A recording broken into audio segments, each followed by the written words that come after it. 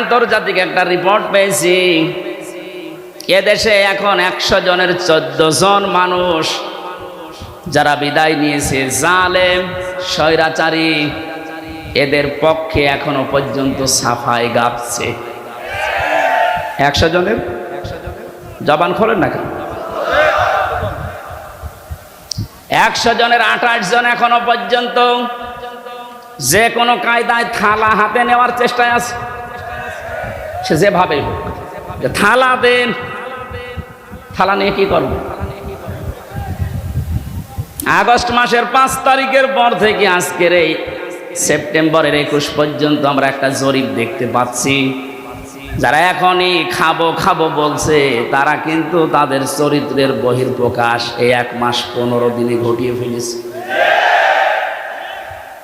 আনন্দের সংবাদে জরিপের শেষে লেখা আছে, এই দেশে 100 জনের 58 জন মানুষ এখন চাচ্ছে আল্লাহর আইন এ দেশে কায়েম হোক।